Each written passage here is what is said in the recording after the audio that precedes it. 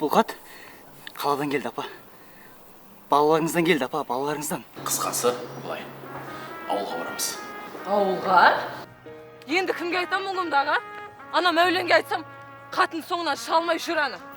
Егер бірдеңелерімді байқап қалсам, қырға апарып бауыздап тастаймын. Ауылға барып әке-шешеңе жамандайтын жүрсің, е? Күйеу балдарың арақ сасып кеткен.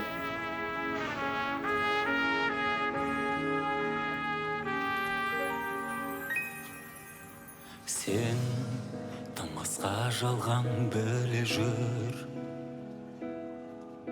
Сен мұңайғаныңмен күле біл.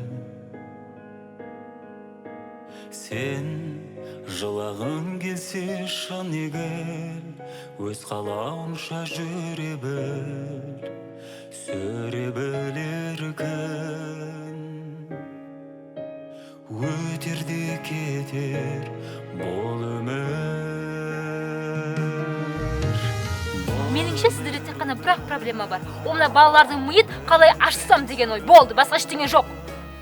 Ана апа, мені ұрды. Қысқасы былай, қазір мемлекет қарттар үйіне күшті көмек беріп жатыр екен. Бауырлармен бөліскісі келмей, бір өзі алып кеткісі келді ақшаның барлығын. Ертерек айналыспасақ, екеуміз тағы да сазға отырамыз. Қайтсек те табамыз. Жердің астына кіріп кетсе де табамыз. Шын сүйеніш таппай сенім жүр.